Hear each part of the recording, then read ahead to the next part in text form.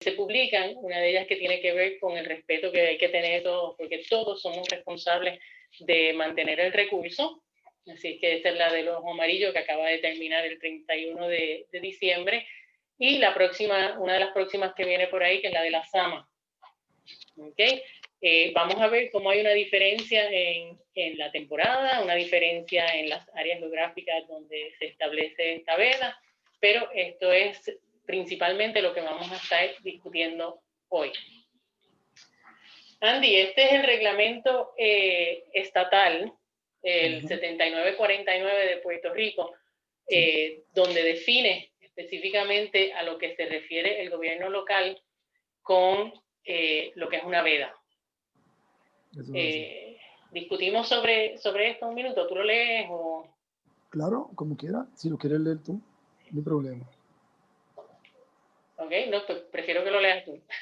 Ok, dice en la veda, prohibición decretada por el secretario cuando en su opinión la información científica corroborada lo aconseje necesario para la protección de la salud pública o para la restauración de una pesquería para limitar parcial o totalmente las siguientes actividades: pescar en lugares específicos, utilizar ciertas artes de pesca o métodos de pescar, pescar parcial o totalmente determinadas especies, por etapa de ciclo de vida, por tamaño, cantidad, por sexo, por época o temporada. Dice que toda veda comprenderá siempre la prohibición de pescar, transportar, tener en posesión, ya sea vivo, muerto, refrigerado, y los organismos que me tapan los organismos semiacuáticos que se protegen, que se pretenden proteger. Exacto. Y entonces, una de las dificultades que tenemos es que no necesariamente todos los mandatos son compatibles entre el Estado y el gobierno federal, pero sí, por ejemplo, Andy, tenemos vedas por especie, tenemos por tamaño. Exacto, como en el caso del cajucho. Exacto, tenemos por cantidad. También con el cajucho. Y tenemos por época o por temporada. Con el cajucho también eso aplica. Okay, entonces, una vez que vemos esto, una de las cosas que acabamos de ver es que esta definición es específicamente del reglamento de Puerto Rico, la que estamos viendo en la pantalla.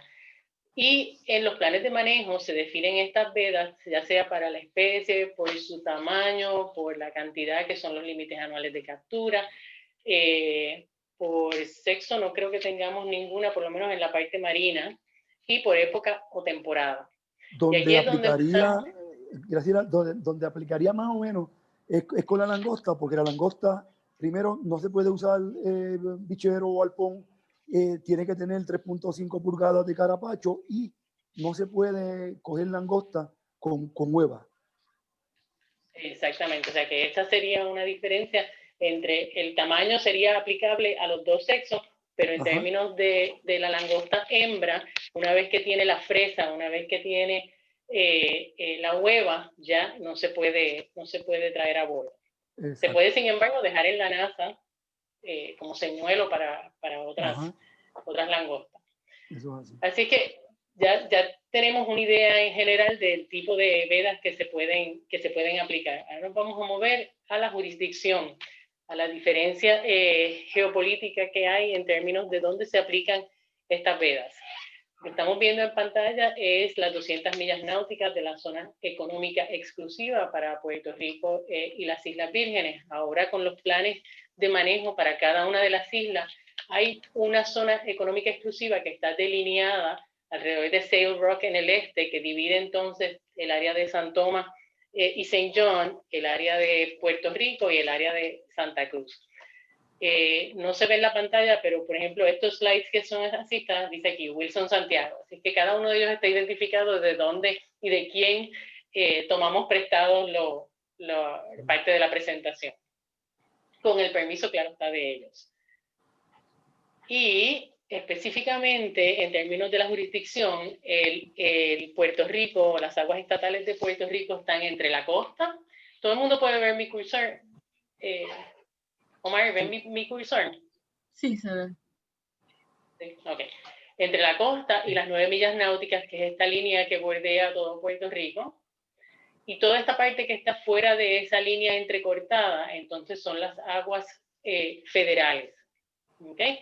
Como verán, esto lo vamos a tocar ligeramente, pero es otro tema sobre las vedas, que son áreas que están cerradas, algunas de ellas a toda pesca, como el Turmalín y abrir la sierra, otras que están cerradas solamente a la pesca de los peces de arrecife manejados por el Consejo, y que están el Bajo de Sico y el Turmalín, áreas compartidas, son una jurisdicción compartida sobre estas áreas entre Puerto Rico y el gobierno federal, no así abrir la sierra, que queda completamente en las aguas federales.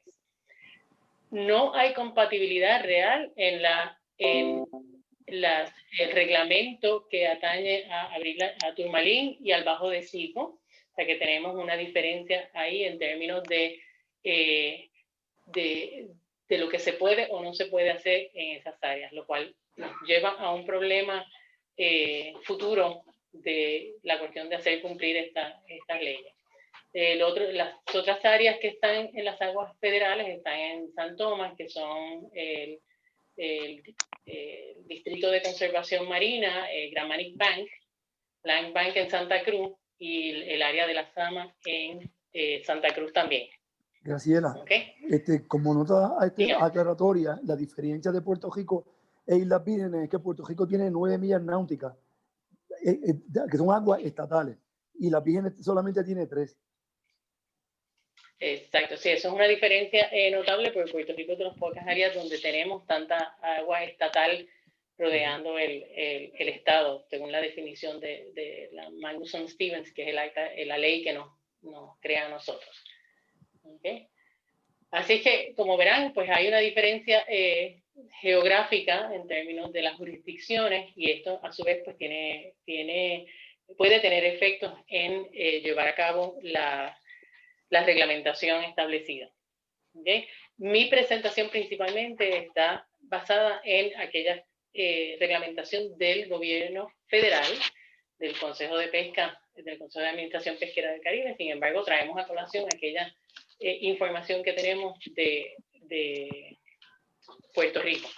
Y no vamos a hablar, excepto por este slide de Islas Vírgenes, aunque una de las películas que les vamos a enseñar, o parte de la información que les vamos a enseñar, sí es de las Islas Vírgenes. ¿Okay? Entonces, no podíamos dejar pasar la oportunidad, ¿verdad?, de presentar un poco de información. Verán en el eje que no llega hasta, en el eje de Y, llega nada más que hasta 8,000 libras. Esto es una muestra de los desembarcos reportados para cabrillas en Puerto Rico. Es una muestra, no es su totalidad. Y es una muestra que va desde 1999 hasta el 2009 para el total mensual de libras desembarcadas de cabrilla en el área que sea de Puerto Rico. Es solamente una muestra, ¿ok? Esto es muchísimo más alto. Es solamente que mientras más información ponemos en una gráfica, más se dispersa y menos uno puede ir al detalle que uno quiere ir. Así es que esto que está aquí son los pescadores comerciales, todos los días reportan su pesca, obligatoriamente, no así la pesca recreativa, y la reportan al Laboratorio de Investigaciones Pesqueras, quien entonces pasa la información al Centro de Ciencias del Sureste en Miami, quien a su vez entonces utiliza los datos para determinar cómo está la población de estas especies de importancia comercial y recreativa, especies marinas. ¿Okay? Así es que en base a esto vamos a utilizar a la cabrilla. ¿Cómo? ¿Una pregunta? No, ok, pues vamos a seguir. Estos son entonces las libras reportadas por cada uno de los meses.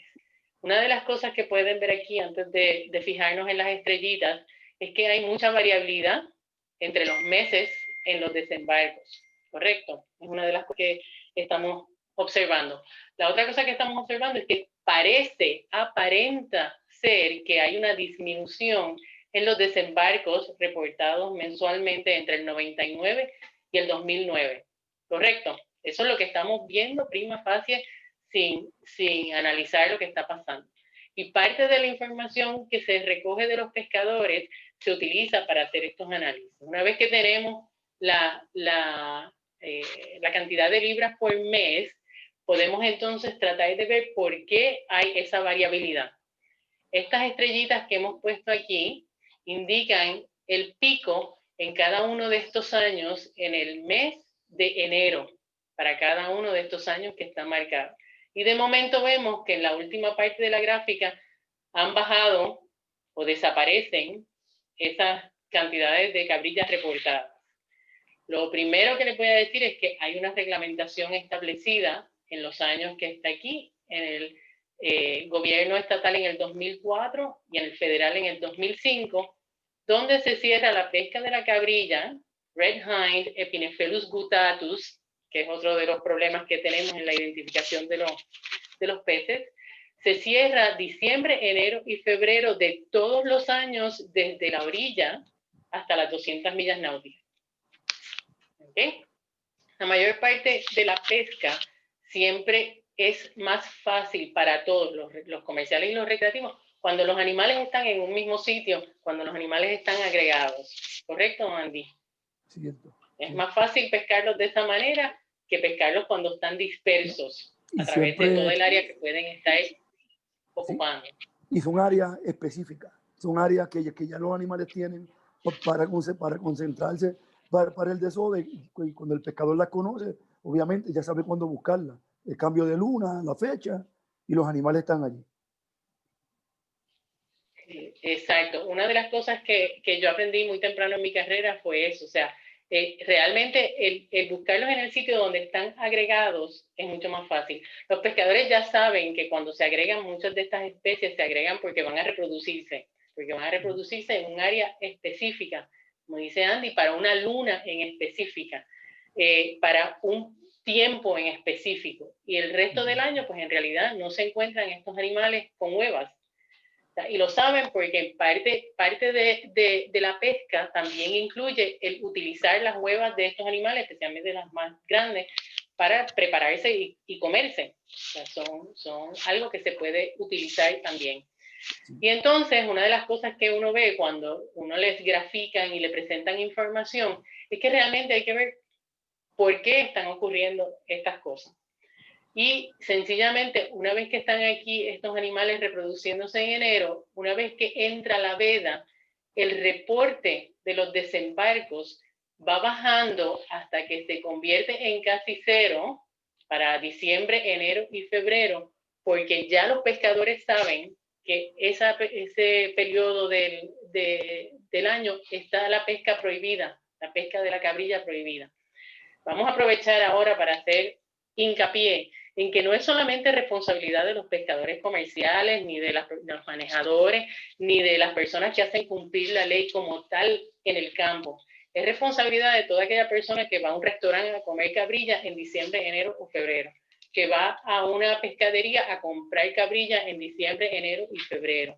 Una persona que deja pasar, que recreativamente pesca una cabrilla en diciembre, enero y febrero. Todas estas vedas aplican tanto a los pescadores comerciales como a los pescadores recreativos. ¿Okay? No hay pesca incidental en el gobierno federal de ninguna de estas especies que están vedadas durante la época en que están vedadas. Y es responsabilidad de nosotros, si estamos en un restaurante y nos sirven una cabrilla en enero, preguntarle al restaurante que por qué nos están sirviendo una cabrilla, especialmente si la están comerciando como una cabrilla fresca que durmió en el mar, en la época en que se debe estar respetando, que es la época del desove. ¿Ok? Así que una de las cosas que pasa ahora es que ya si los pescadores no nos reportan las estadísticas, tenemos un problema con el monitoreo. Veo una mano levantada. Es para hacer una pregunta. Creo que es Ricardo, ¿no? Ricardo Lugo. Buenas tardes, Graciela. Sí, yo tengo dos preguntas porque hizo un comentario sobre el volumen en la gráfica, si estaba normalizada con el número de pescadores, si había la misma cantidad de pescadores en esa época comparado con los otros años. Esa es una. Y número dos, nosotros hemos argumentado en que se prohíba la venta de la especie que está en veda, de tal manera que sea fácil hacer un enforcing o enforzar la veda en Puerto Rico, porque el reglamento actual lo que dice es que si tiene un recibo de compra, pues el restaurante lo puede mostrar y servir, pero en realidad no hay un inventario, no se le exige un inventario al restaurante. Por consiguiente, yo puedo comprar 100 libras y tengo mi recibo de cabrilla importada, pero puedo vender 500 y no hay forma de reconciliar eso.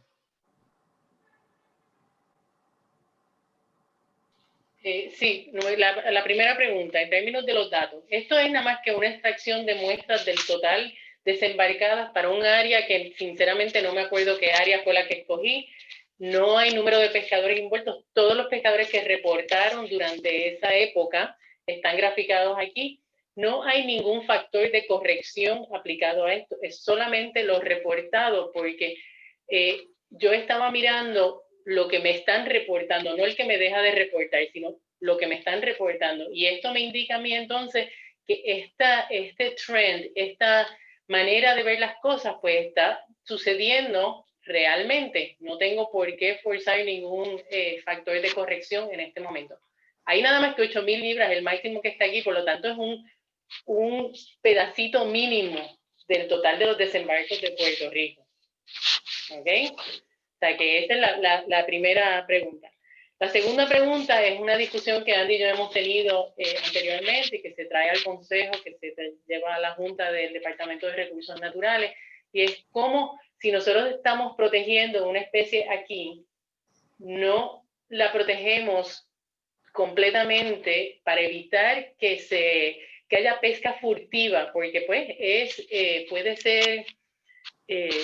la gente puede ir a buscarla porque puede que tenga un mejor precio durante la época en que está cerrada, etc. Así que eso es un problema y es una cosa que siempre se trae a colación. Yo, con la información que recoja también de esta charla, son cosas que voy a llevar de vuelta al Consejo. Creo que tenemos a Miguel Rolón en el grupo, tenemos a Marcos Hanke, que es el presidente del Consejo. Así que estamos tomando nota también de las cosas que pasan. Sí hay un problema en todas las épocas de veda. Para lo del carrucho es lo mismo, para lo de la cabrilla, la sama, y es una laguna, ¿qué se dice? Un lujo que hay en términos de la ley. ¿Ok? O sea que eso definitivamente... Yo entiendo que un plan de manejo tiene que ser completo. No se pueden dejar cabos sueltos, no se pueden dejar lagunas por el hecho de que intentamos proteger ese recurso. Pero, o sea, tenemos que hacerlo el 100%. Al tú dejar un hueco, dejar una laguna, sigue la pesca furtiva. Y pues, aunque educando al pueblo, pues también podemos lograr algo. Pero hay que atacarlo por todos los puntos que sean disponibles. Sí, tú tienes razón, y esto es una de las cosas que nos trae a otro punto en términos de la educación. Yo les agradezco mucho a este grupo que nos da la oportunidad de hacer esta presentación, y es algo que deberíamos hacer mayor campaña, por ejemplo, en el periódico, en las noticias, etcétera. ¿Cuándo empiezan estas vedas? Y que la gente debe reportar cuando se sientan en un restaurante y les sirven una langosta que no llega a las 3 pulgadas, les sirven una cabrilla en pleno enero, etcétera. Lo mismo con el carrucho durante los meses de la veda. Es algo que requiere mayor educación y mayor esfuerzo de todos aquellos que comemos pescado y que lo saboreamos, de hacer cumplir estos reglamentos. También una de las cosas que les tengo que decir es que en los planes de manejo hay que balancear, no es solamente la biología de la especie, también viene a colación la economía, en términos de cuánto representa esta pesquería ahora versus mantener una pesquería sustentable, versus dejarla que se vaya a la extinción económicamente como el mero cherna. Todos esos análisis están contenidos en esos planes de manejo. Y el Consejo, que tiene una junta de directores que toman la decisión final para recomendarle al secretario de Comercio lo que se debe hacer, lo toman muy en serio porque está considerada toda la parte social, la parte económica, la parte biológica de la especie, pero siempre tratando de mantener el máximo sostenible de la pesquería, más bien biológicamente primero, para que entonces pueda ser a largo plazo un máximo sostenible económico. ¿Okay? Así es que una de las cosas que podemos es hacer hincapié en que aquellas personas que les gusta comer pescado, especialmente aquí en Puerto Rico, que nos encanta comer el pescado con la cabeza y el rabo, y podemos identificar las especies, que nos dejen saber o le dejen saber a las personas que hacen cumplir la ley dónde no se está cumpliendo esta ley. Oye, fíjate, ¿Okay? Graciela, Así también que quiero aprovecho. añadirle que en cuanto a educación, el panel de Outreach and Education se está dedicando bastante tiempo en publicar especies que son poco conocidas para que la gente aprenda a diferenciar estas especies y que las pida, que las consuma, en vez de pedir estas especies cuando están en veda. Exacto, gracias por traer eso a colación porque eso es bien importante. Eso sería perfecto para tú entonces poder enseñarle a la gente a la misma vez que les estás dando especies nuevas, qué meses del año no pueden comer ciertas especies. Y es una de las cosas que vamos a ver un poquito más adelante. También el otro detalle que hay es que también agradezco a Daniel Matos, que es quien provee mucha de esta información que los pescadores le entregan al laboratorio pesquero. Y una de las cosas que pasa es que hay científicos que están tratando de monitorear estas agregaciones, estas áreas de desove, con un problema principal, y es aquel que la falta de fondos que se necesitan para poder monitorear estas áreas. En algunos casos, y cada vez más, entonces se está llegando a una relación de mayor colaboración entre los pescadores y los científicos. Y Andy lo sabe porque ha trabajado con científicos para cambiar la veda el carrucho.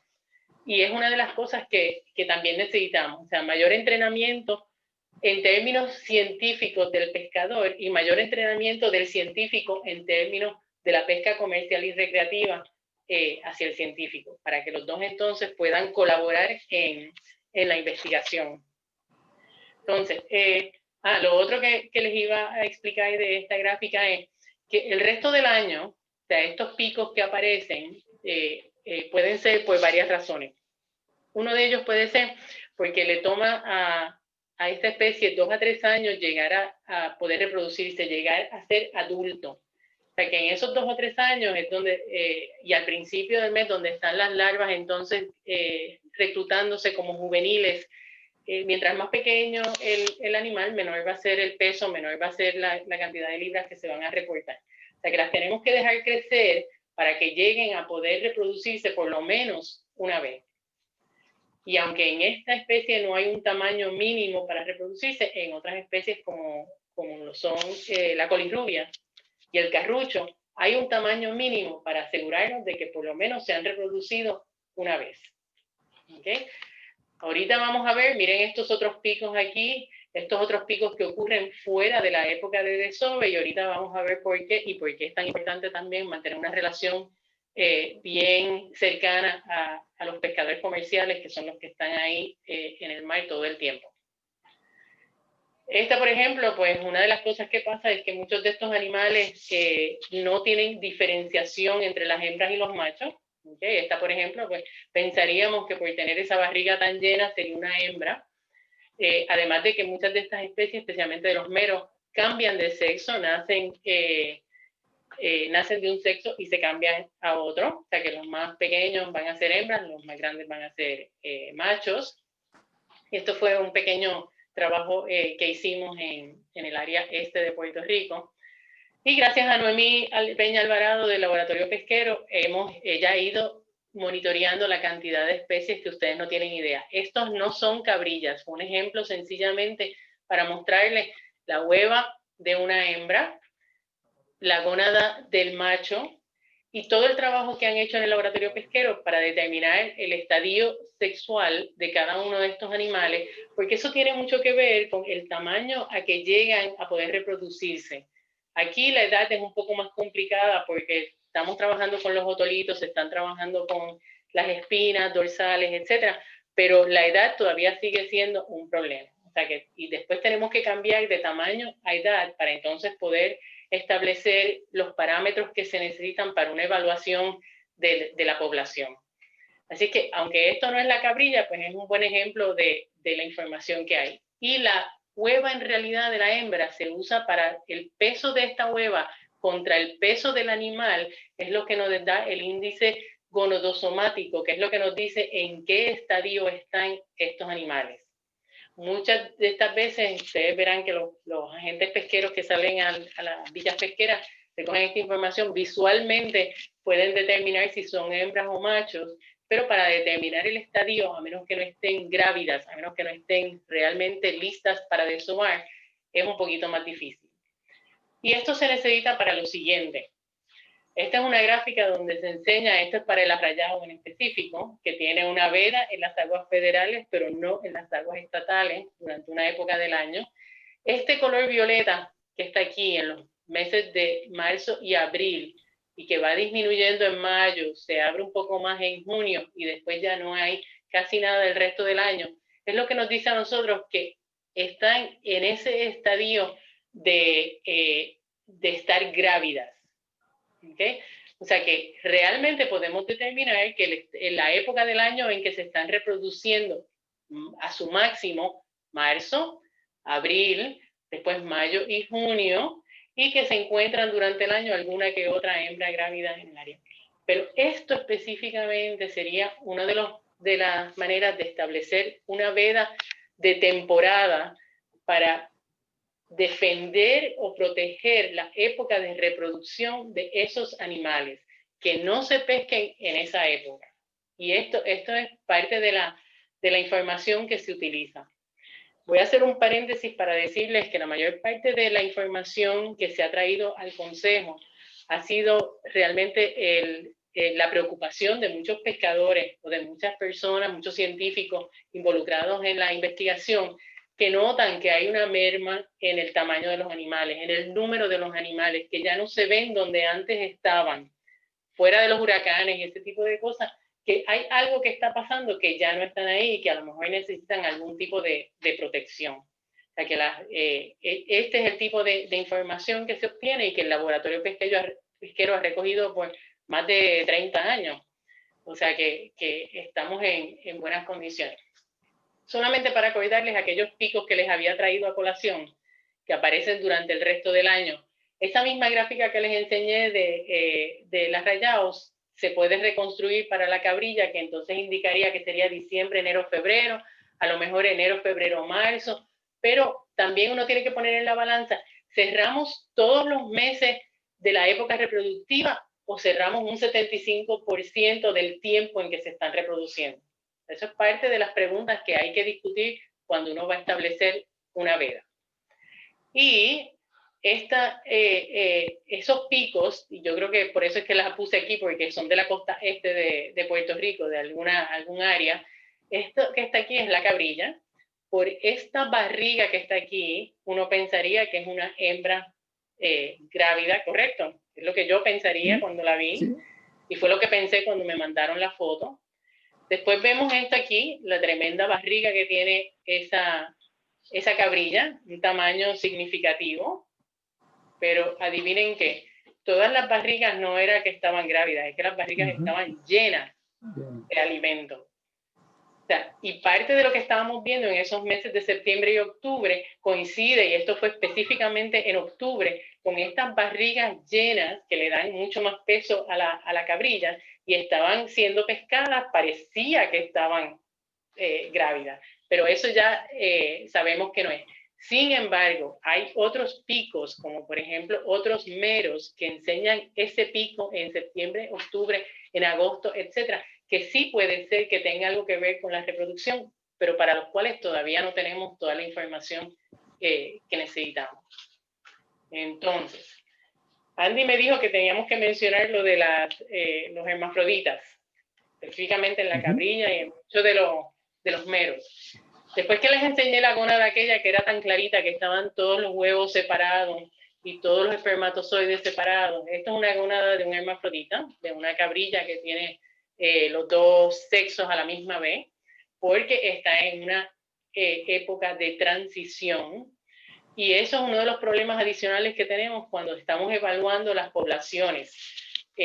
Una de las cosas que dijimos hace un momento es que en este caso de las cabrillas, el 100% de los animales pequeños, estas son las clases aquí abajo, no tengo los números en específico, solamente clasificadas en, porque son cada 5 centímetros, todas las pequeñas son hembras. Las hembras entonces van desapareciendo del panorama. No se encuentran machos en los tamaños más pequeños, pero sin embargo se empiezan a concentrar en los tamaños más grandes hasta convertirse ellos en la máxima expresión. Y estos tamaños aquí donde entonces cambian de sexo. Esto es un problema porque esto habría que ver en qué época del año están cambiando de sexo, si hay que dejarlas que se reproduzcan para que entonces cambien de sexo. Eso todavía es una pregunta que tenemos.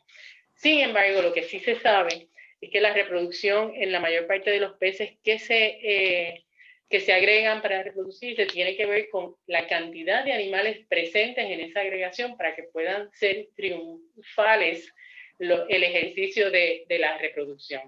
¿Okay? Así que esto también lo tenemos que tomar en consideración cuando se toman determinaciones sobre establecer vedas de tamaño o vedas de temporada. ¿Okay?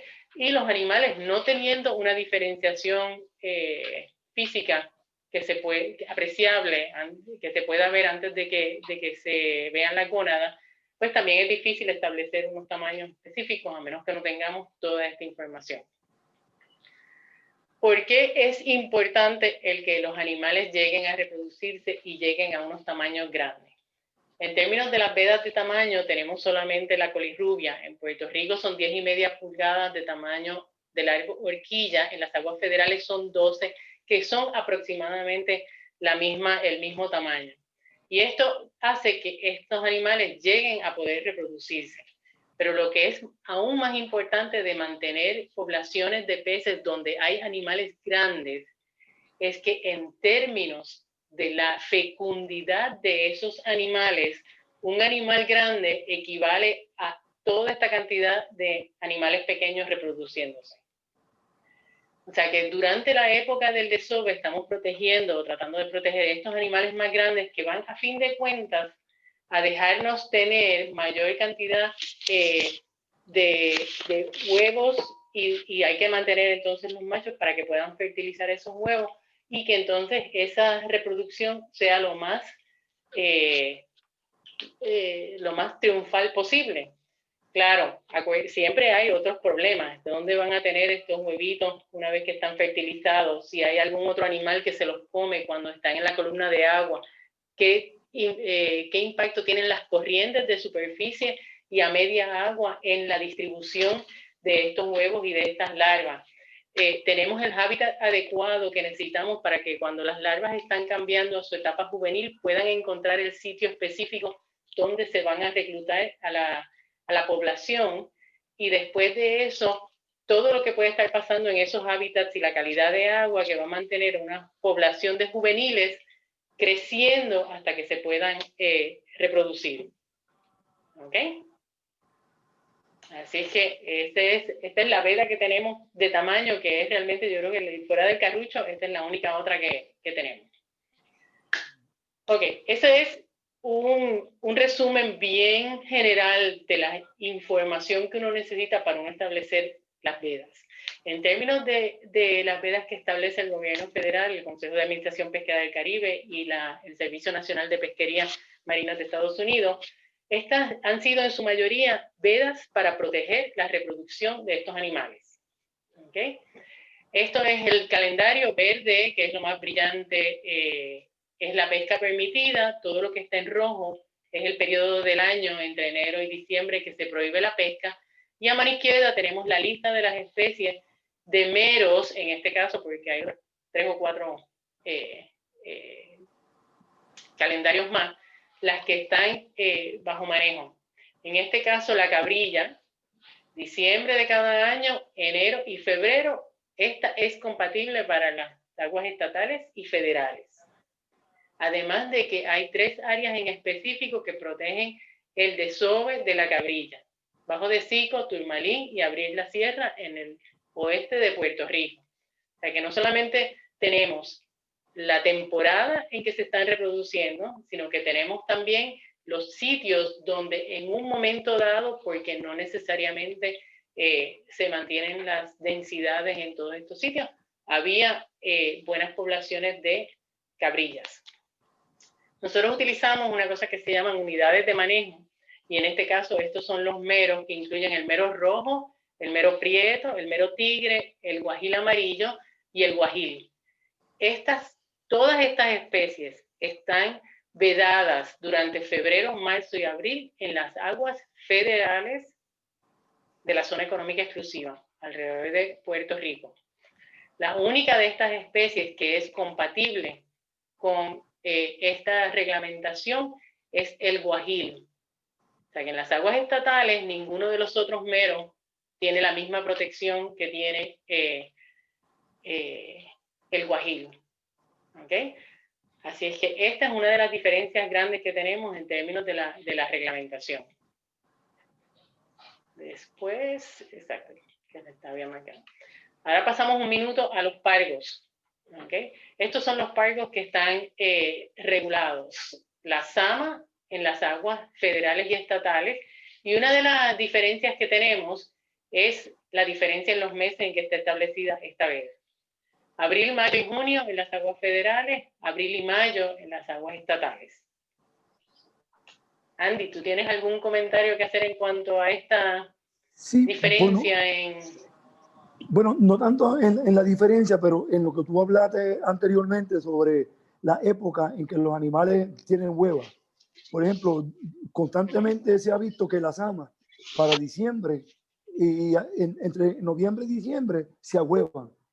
Pues cuando las pescamos, pues tienen la gónadas bastante grandes. Tal vez son algunas que sobran o que se adelantan a la época, pero como es tan lejos de noviembre a diciembre a mayo, a abril y mayo, pues yo entiendo que es que hay algún otro pico, como en el chillo de ojo amarillo, que tiene diferentes picos. Pero el pico más grande de las amas es antes de verano, abril y mayo. Porque son 2 meses en Puerto Rico. Creo que es por el asunto de Semana Santa, que se consume más pescado o algo así, fue la lógica de los 2 meses solamente. De aquella época. Sí, bueno, una de las cosas también que pasa es que hay otra información que se necesitaría. Por ejemplo, la temperatura probablemente tiene mucho que ver con esto. ¿Dónde está la luna en términos de cada uno de esos meses, la que es más específica para la sama? Y volvemos, o sea, sí tenemos reproducción de algunas especies durante el año. La cosa es, ¿cuándo están la mayor cantidad de samas ahuevadas? Y en aquella época, en esos estudios, estos eran los meses en que había mayor cantidad de samas con huevos. Y sigue constante. Así que eso es... Y constante, exacto. Sí, sigue constante todavía. Además que también... Y que todavía se mantiene. Y lo otro es que también la sama es una pesca diferente a las otras. Es una pesca que se lleva mayormente de noche. O sea, que parte de la información que hay que recogerla acomodándose a la pesca y acomodándose a los pescadores, que por mucho tiempo eso no pasaba.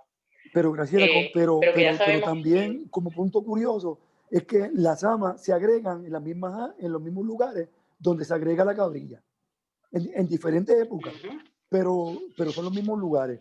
Tal vez hay algo en esa área en específico que los atrae, pero sí, ocurre así.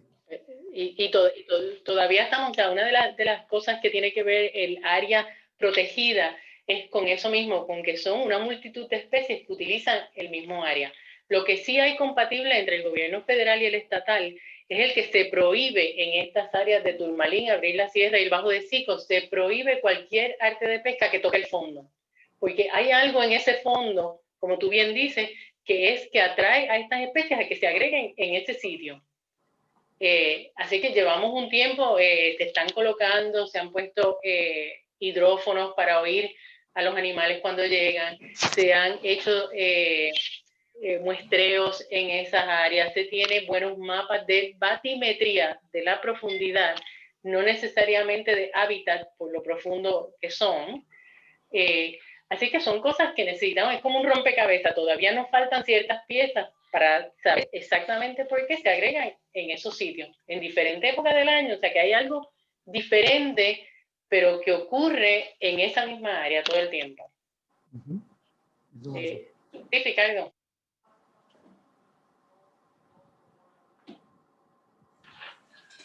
Yo no sé si Andy estará de acuerdo conmigo, pero yo creo que la población de esponjas en esas áreas son más altas que en muchos otros fondos. Ahora, yo lo que he visto es que en esas áreas, porque yo las he buceado muchas veces, es que el contorno del fondo, yo diría que se parece mucho en diferentes áreas. O sea, son curvas, son lajas, son áreas que están cerca del beril. Tal vez esa misma formación de la laja, de la curva, del contorno del mismo fondo, tenga que ver con la atracción de los animales. Como tú dices, el fondo básicamente es el mismo. Son esponjas de bajil alto, lajas grandes, y las corrientes son bastante fuertes en esas áreas. Tal vez la combinación de todo, yo entiendo que tiene que ver para que sea un fondo favorable. Me alegro que hayan hecho esa pregunta porque van a haber unos fondos al final de la charla de las películas que tenemos, pero sí se está haciendo un esfuerzo ahora mismo para hacer una matriz con toda esta información. A ver, o sea, si todas son iguales y si no son iguales, ¿qué tienen en común que hace que se agreguen en esos sitios? Se está haciendo mucha oceanografía con los mismos pescadores, se están poniendo instrumentos de temperatura para ver la salinidad y la temperatura, se está trabajando con las corrientes. Así que son pequeños esfuerzos que se están haciendo para eso. Voy a terminar ya con los peces para ir con lo del carrucho, Andy, que vamos a hablar un poquito tendido de eso, pero el arrayado, como les mencioné ahorita, tiene las vedas en las aguas federales, pero no en las estatales.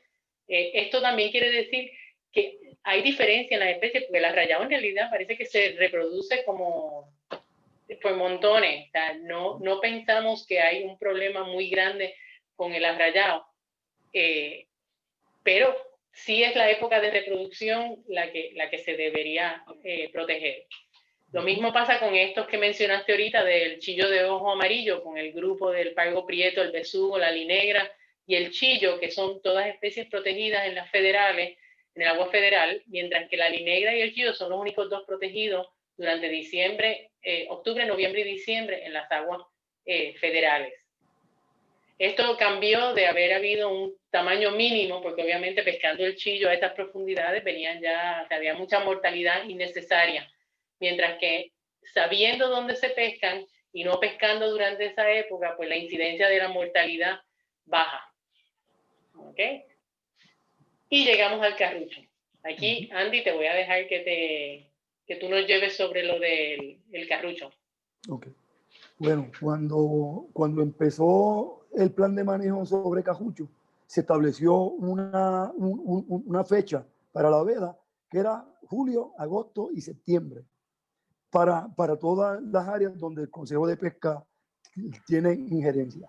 Desde un principio a mí me estuvo raro, porque yo soy pescador de carrucho toda mi vida, y yo encontraba como que había algo que estaba fuera de lugar, y me dediqué pues a tomar notas, a sacar fotos, para demostrar el punto. Y mi punto era que septiembre era parte del pico del desove, pero para poder cubrirlo había que demostrar algo más. Y era obviamente pues con fotos, con notas.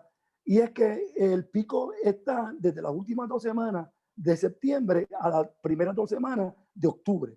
En julio no pasa nada. Los animales están moviéndose, siempre se mueven en grupo, no es necesario que se agreguen porque siempre viven en grupo. Pero ¿qué pasa? Que julio no pasa nada. Sin embargo, octubre, las primeras 2 semanas de octubre estaban fuera. Pues le llevé esta problemática al Consejo, a Recursos Naturales, y se ordenó un estudio científico y los resultados fueron los mismos. Entonces se decidió mover la veda, entonces empieza en agosto y termina el último día de octubre. Se mantiene constante. El pico de desove se está viendo en las últimas 2 semanas de septiembre, las primeras 2 semanas de octubre. Y entiendo que está dando resultados, obviamente, sin contar lo que sucedió con los huracanes Irma y María, que destrozaron los fondos, y después de 3 años es que el Cajucho está volviendo a recuperar en las aguas llanas, donde se ven miles de juveniles pequeñitos de 2 pulgadas, 2 pulgadas y media, 3 pulgadas, son miles los que hay. O sea que el huracán dañó todo, mató todas las poblaciones de Guayana, tanto de Cajucho como de Molusco, de Trompeta, Helmet.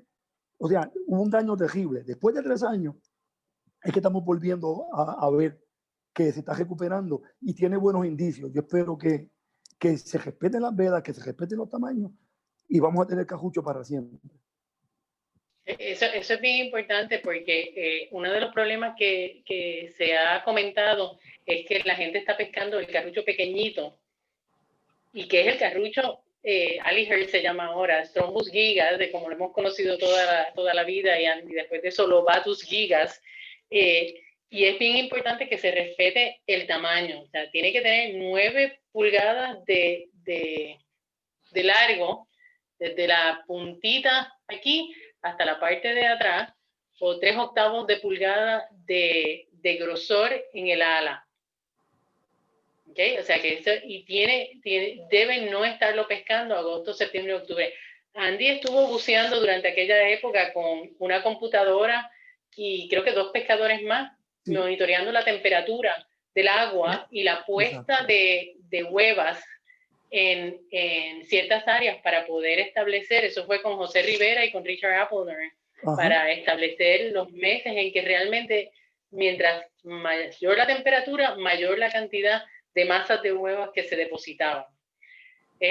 Podemos mencionar también, Andy, lo de la cantidad de huevas que hay, de potenciales carruchitos que hay en esa hueva, que son cientos de miles en cada una de ellas, para que se respete el que se permita que terminen el depositarlas antes de pescar al carrucho.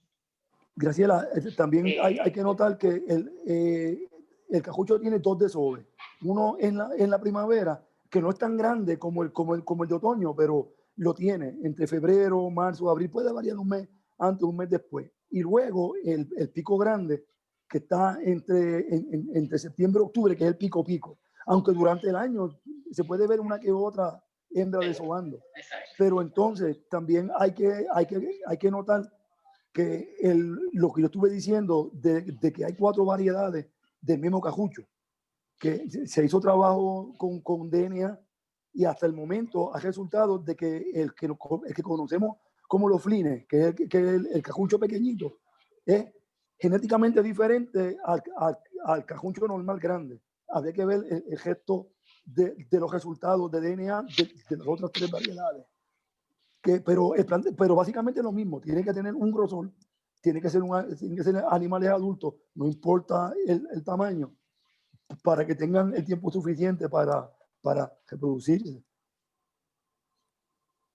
Exacto, porque mientras mayor el animal, o sea, también el carrucho es un poco diferente, porque llega el momento en que ya no puede crecer más la concha y realmente va a restringir lo que pueda crecer en términos de la carne. O sea, que ese es otro problema adicional. Y recientemente me mandaron unas fotos, Andy, de Cabo Rojo, donde estaban saliendo unos carruchos antiquísimos, todos perforados y con toda la cantidad de cosas que le estaban creciendo encima al caparazón, al caracol. O sea, eso mayormente son animales viejos. También tenemos que... Sí, son animales viejos y depende de dónde vivan. Y depende de dónde vivan. Cuando el cajuncho se cría en los bolillos, es el que tiende a tener muchos agujeritos por encima, que son gusanitos. Y obviamente si es piedra, pues la concha se daña según ellos suben y bajan por las piedras. Y el que se cría en la hierba, que es el que echa la aleta bien bonita y casi siempre hacia arriba, porque como no tiene nada que lo dañe, pues la concha crece con el abanico bien grande. Esas son las variedades y eso es parte de los animales. Y una de las cosas, lo que mencionó Ricardo anteriormente, sobre la diferencia en los hábitats, cómo va a crecer este animal en relación a esos hábitats. Exacto. También nos queda esa parte de los arrecifes mesofóticos, que son más allá de 50 metros de profundidad, los cuales en realidad ahí se puso en términos de las aguas federales cuando se cierra la pesca del carrucho en el 2005. Número uno, la seguridad del pescador, pues 50 metros de profundidad son 165 pies. Sí. Y había un problema de seguridad en el buceo también acompañando todo esto. O sea que todo eso en el plan de manejo, en el Sustainable Fisheries Act, se contempla como una balanza en términos de qué hacer. Pero sin embargo, las poblaciones en los mesofóticos puede que ayuden a recuperarse a las poblaciones de las aguas más someras, de las aguas más llanas. Sí, sí. O sea que eso es parte de los estudios que se están haciendo ahora. Y creo que hubo un estudio por Jenny García que encontró que esas especies de aguas profundas se reproducen, o sea, que son activos, que se están reproduciendo. Y esto es bueno.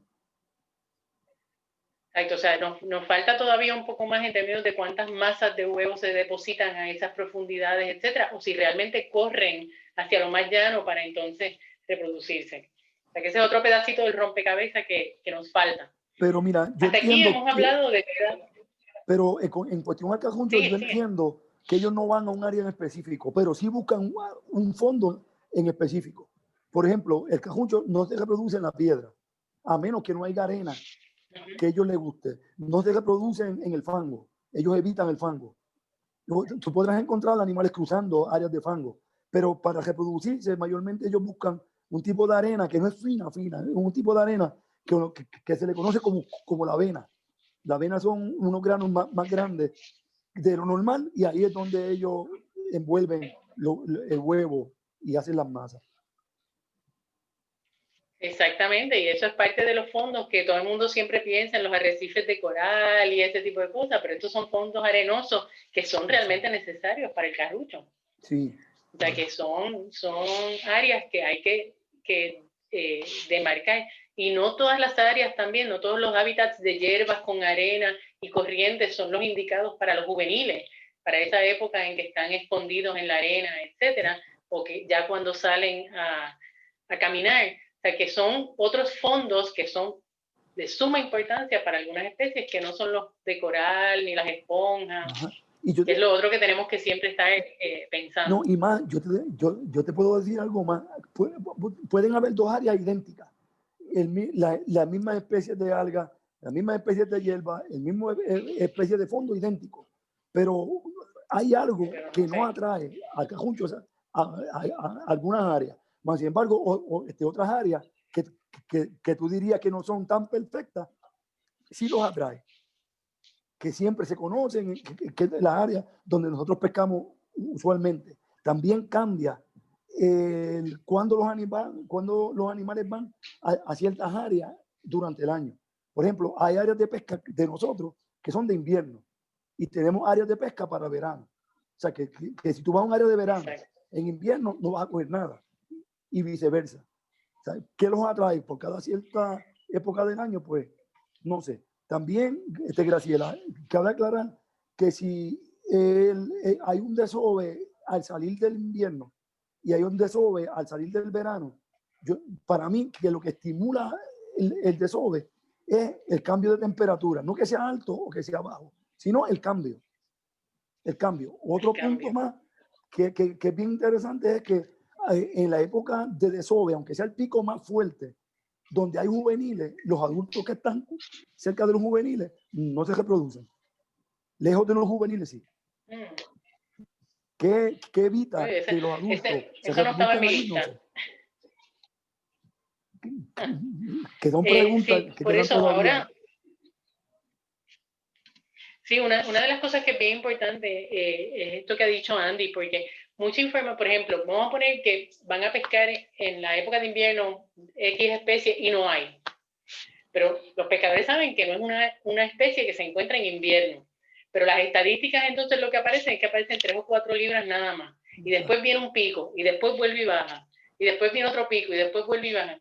la gente asume de primera intención que hay un problema con la pesca.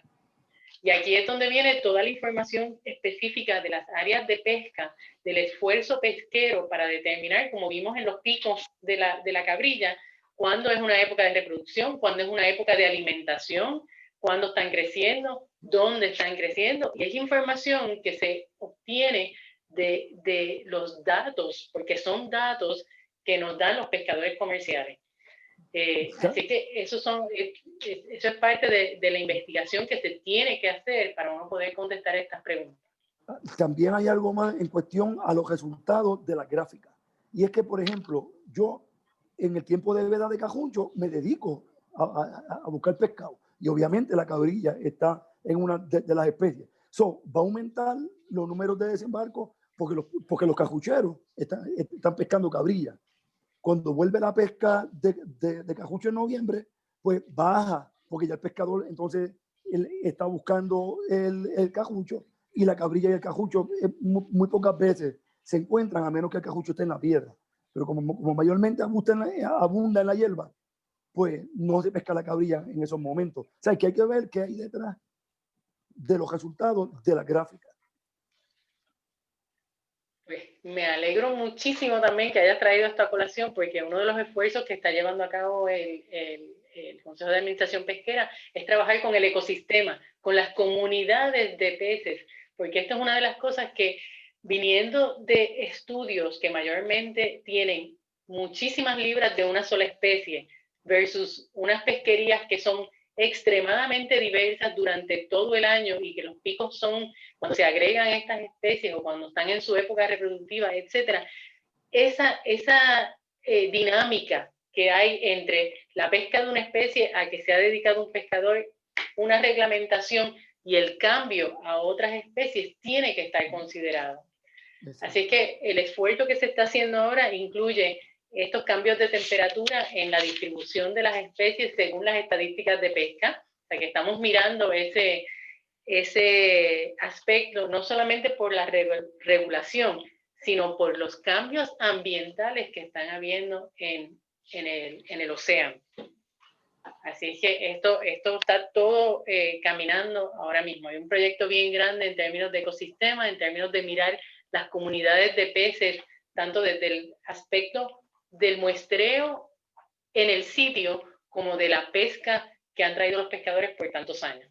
Pues sí, quería comentar que definitivamente mientras más fría esté el agua, más oxígeno tiene el agua disuelto. Eso. Y tenemos el problema adicional de la acidificación de los océanos, el problema adicional de los cambios dramáticos en temperatura, el problema adicional de la cantidad de agua del Amazonas y el Orinoco que está llegando a estas áreas, y que recientemente estamos trabajando con los EDIs que se están moviendo por esta área. Sí hemos notado alguna diferencia. Perdóname, hay otra cosa importante en esa área del oeste que hablamos, y es que la descarga del río de Añasco tiene un impacto significativo en esa área. Toda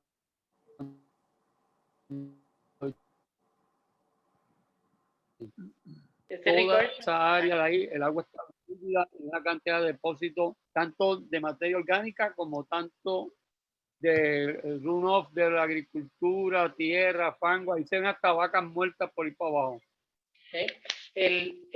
Parte del trabajo que se está haciendo está utilizando las imágenes de satélite para ver las descargas de los ríos y cómo se cambia la turbidez de la columna de agua, para ver cómo la mala calidad del agua entonces impacta el área de reclutamiento de los juveniles. Si no tienes un hábitat para que se recluten, no van a poder crecer, no van a poder sobrevivir, o los tenemos que ir a buscar a otro sitio parecido, pero o más profundo, o más lejos de la costa, o más hacia el sur, etcétera. O sea que tenemos ese gran problema. Yo casi estoy terminando, o sea, casi Andy y yo estamos terminando. Estas son las especies que tienen una veda completa. Estas especies no se pueden pescar ni en las aguas estatales ni en las aguas federales. Son el mero cherna, el Epinephrus striatus, y hay que tener cuidado porque la cherna en Aguadilla, esa área por allá, es el mero cabrilla, no es el mero naso. Sí. Y el mero sapo o mero grande, Lepidopterus tahara, son especies completamente prohibidas, cuya reglamentación ya data desde los años, creo que el 2010, si no me equivoco, y 2004 o antes, pero que sí aparentemente se están viendo de estos animales agregándose en ciertas áreas. Uno de los temas que probablemente se traiga al Consejo es la aparición de los nasogroupers en ciertas áreas que tal vez amerite consideración de mayor cuidado, porque el anzuelo, una vez que se va al agua, a menos que uno no lleve una cámara, y aún con la cámara uno no lo puede soltar a profundidad, a menos que el anzuelo no venga enganchado. Una vez que se lo trague, ahí ya la mortalidad es segura. Y finalmente, los corales, desde la orilla hasta las 200 millas, y los cotorros, solamente estos 3 cotorros, el guacamaya, el pindao y el judío, en las aguas federales, no en las aguas estatales. Un comentario. Una gráfica más. Un comentario sobre lo que dijo de la mortalidad en la pesca. Hay una aguja que se está usando que es para desinflar, claro, hay que saber usar, pero es para desinflar el pescado de tal manera que se le pueda soltar, aunque sea un pescado de profundidad, y pueda nadar de nuevo a la profundidad. Claro, pueden haber daños internos, etcétera, pero ya se están viendo herramientas para aumentar la probabilidad de que ese pez pueda vivir. Y es algo que tal vez se puede introducir más en Puerto Rico, de tal manera que se pueda utilizar como una herramienta para reducir la mortandad en este tipo de pesca.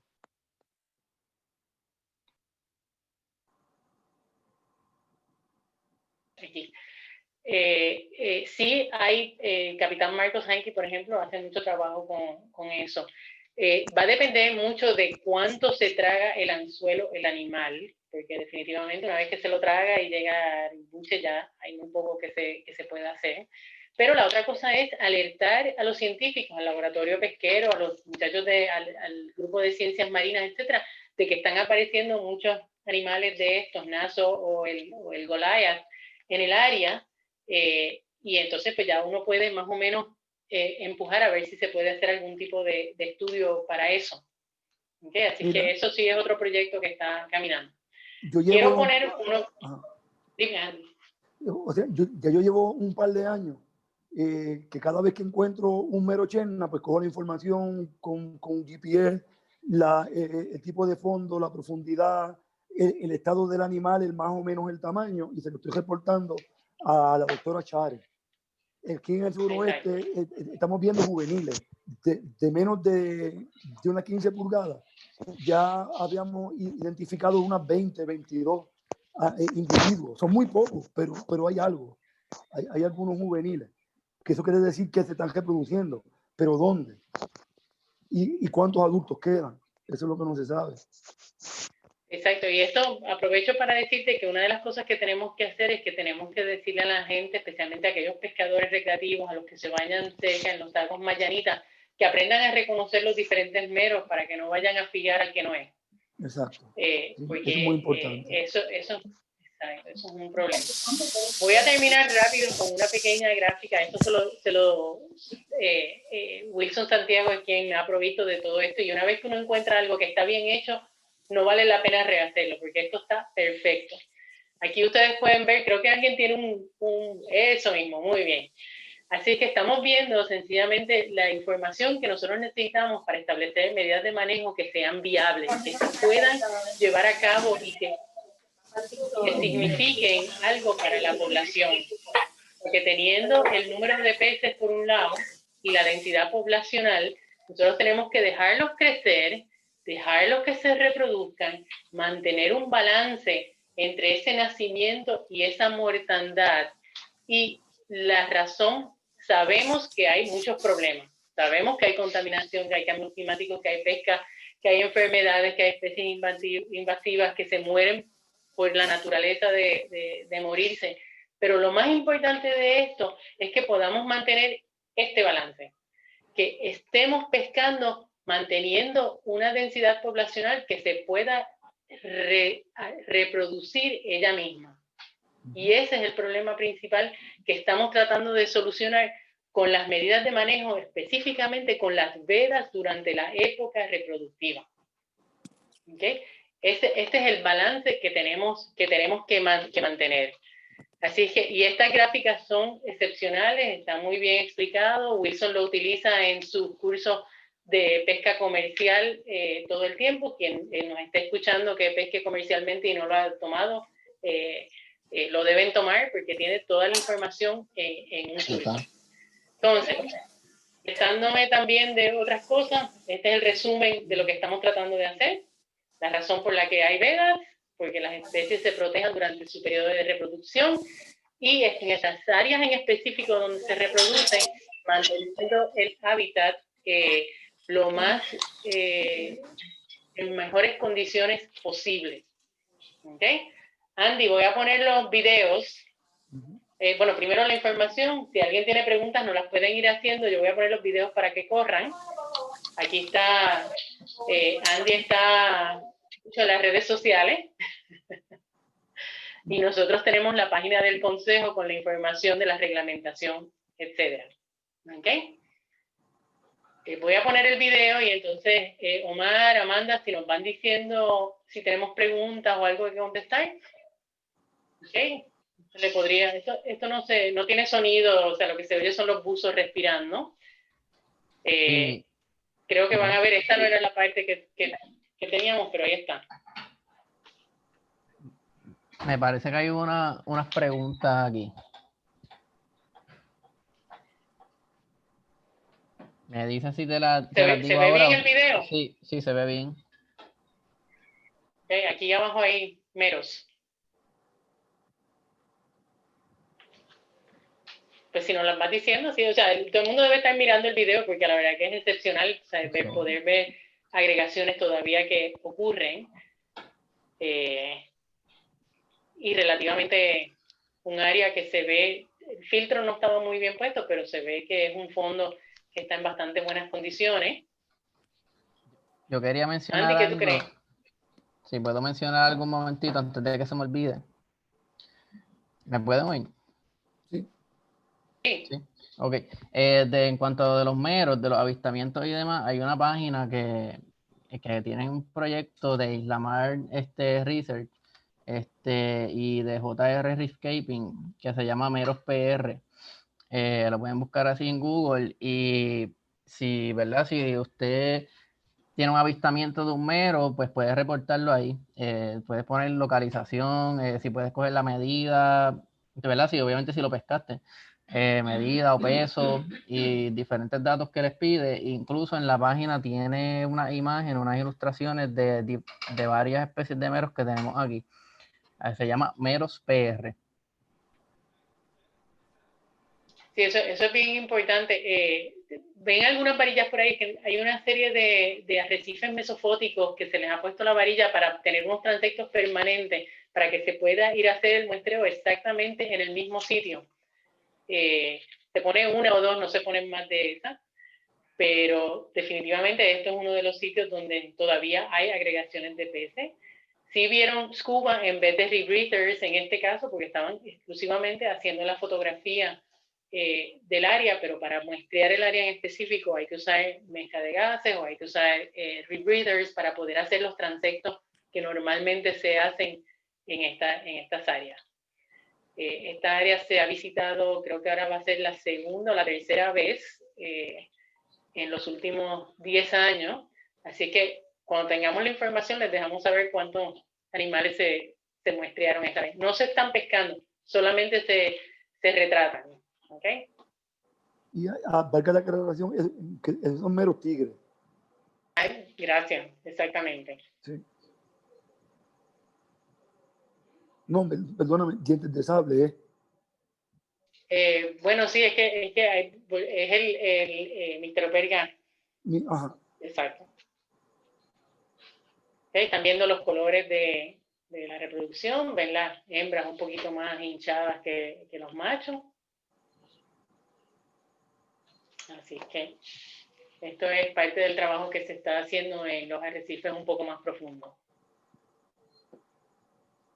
Yo no lo estoy haciendo, lo está haciendo el grupo del doctor García Sáiz y compañía.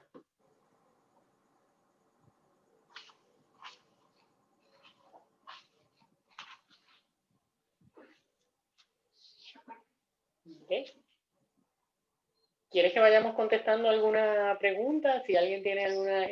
Ricardo, mira los fondos que hay.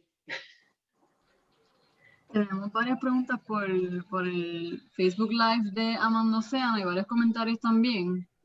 Yamitza dice que muy bien dicho que es la responsabilidad de todos, que me parece un comentario chévere. No solamente es como los pescadores, sino los consumidores también pueden poner su granito de arena en aportar a las vedas. Tenemos la Comisión de Cuenca Villa Victoria, que ellos preguntan cuáles fueron los procesos de gestión o concertación previos que se realizaron con los pescadores y restauranteros o comerciantes para la aplicación de la veda. Ok, podemos contestar esa primero.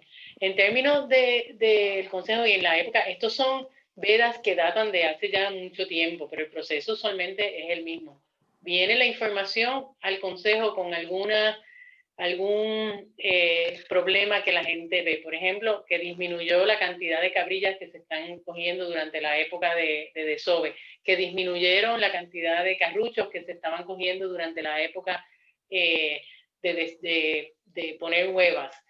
El proceso del Consejo es largo y tendido. Una vez que viene esta información al Consejo, se hacen reuniones para recoger información, para exponer el problema y qué información hay disponible, quién ve las cosas de una manera diferente, cuáles pueden ser las posibles soluciones al problema que se está llevando al público. Una vez que se recoge la información, se le lleva al Consejo, el Consejo en una cosa que se llama un white paper, oye la información o lee la información que se ha recopilado y determinan si vamos a seguir con el proceso de ir a vistas públicas, de encontrar soluciones al problema.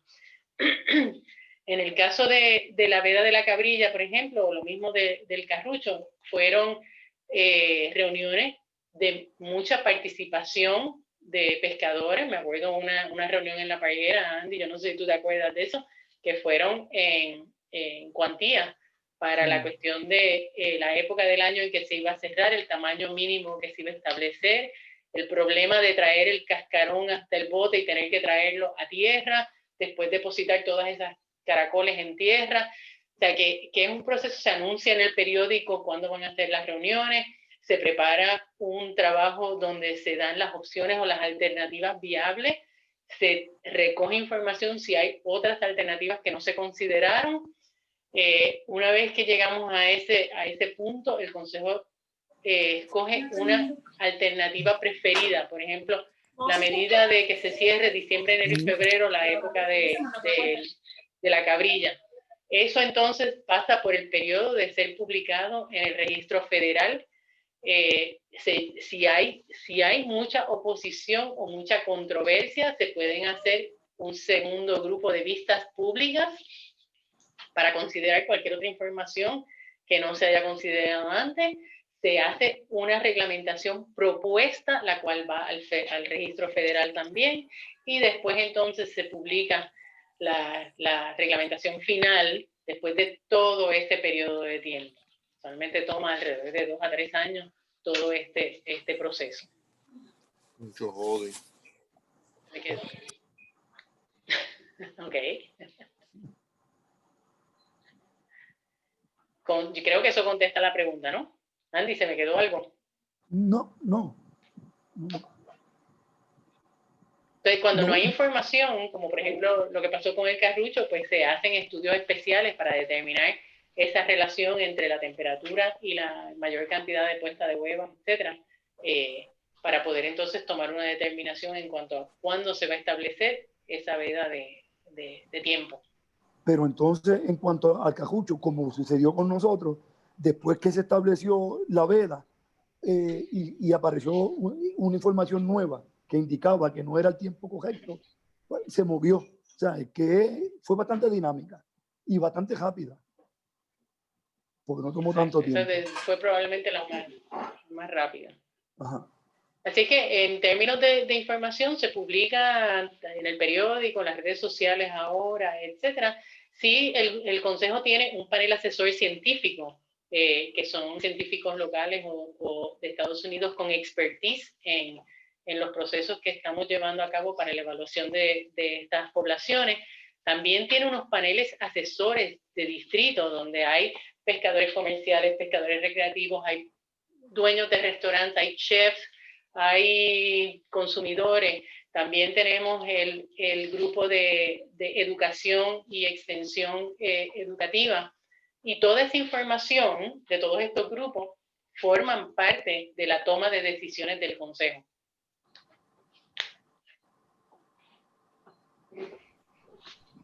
Ok, no sé si esto era un comentario, Amanda, dice puede vender lo que tenga por los próximos 7 días después del comienzo de la veda. Yo creo que eso era un comentario y no una pregunta. Sí, pero eso es el reglamento en Puerto Rico.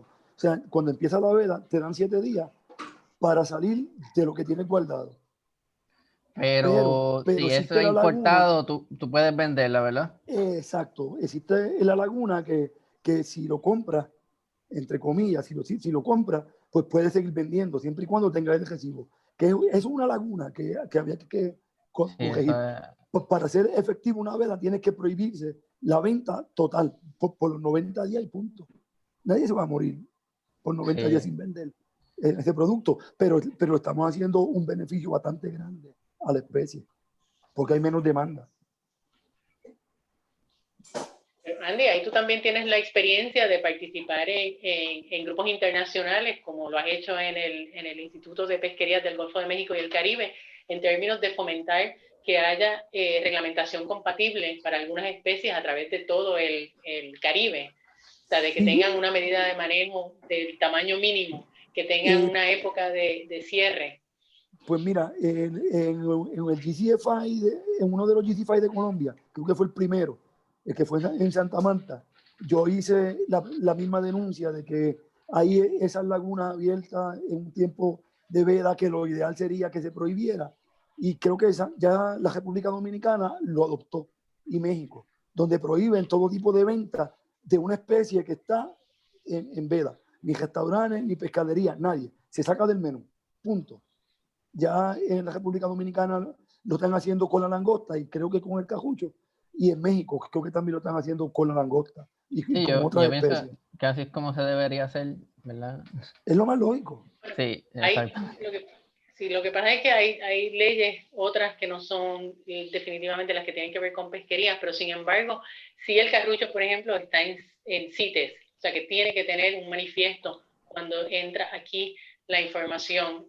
La langosta, por ejemplo, tiene una medida que evita que entre a Puerto Rico, se supone, langosta que sea menor de 3,5 pulgadas de caparazón si viene entera, o de X cantidad, porque no me acuerdo, de las onzas de rabo que vienen en las cajas que venden en los supermercados, etc. O sea que la langosta que llega aquí tiene que estar bajo la misma reglamentación que tenemos nosotros. ¿Okay? O sea que tiene que tener ese tamaño, tiene que tener esas onzas de rabo, etc. O sea que eso sí ya está pasando. Voy a poner otro video de Michelle Shatter y Elizabeth Caddison para que lo vayan disfrutando mientras seguimos hablando. Ok, ahí tenemos otra área. No son las mismas áreas. Pueden ver que esta tiene un poco más de declive en el fondo, que aparentemente ahí, o sea, está más concentrada la agregación, etcétera. Lo van a ver, Andy, lo vas a ver mira, por ahí bien. Así es que, y son esfuerzos que se están llevando a cabo en diferentes áreas para determinar cuántos de estos animales hay, cuándo aparecen, si hay que cambiar la época en que se agregan, etcétera. O sea que es información que se trae al Consejo para que el Consejo la discuta en términos de la época del año, del sitio, etcétera. Okay. Yo llegué a pescar unas áreas de desove en Mona, hace muchos años atrás, a principios de los 80, donde estaban los meros guajiles, se agregaban en enero y se encontraban por ciento, pero por ciento, eran muchos. Pero ya Isla de Mona es una reserva, ya no se permite la pesca. Hay otra pregunta por aquí que dice: ¿qué elementos deben de considerarse para la aplicación de una determinada veda? Asumo que tiene que ver con acción y demás. La primera, nosotros no creemos que el recurso es ilimitado y no es ilimitado. Ese es el primero. Lo primero que hay que saber es que no es ilimitado. O sea, que tenemos que si vamos a pescar, si vamos a utilizar el recurso, hay que utilizarlo dentro de unos ciertos parámetros. Nosotros aquí, contrario a las áreas templadas donde la gente ve esas cantidades enormes de un solo animal y todos los animales son iguales, todos son coloraditos o todos son plateados, pero son la misma especie, eso no es la vida de cada día nuestra aquí. Creo que van por 300 y pico de especies que se encuentran en cada pesca del pescador comercial. Son una cantidad de especies bien diferentes.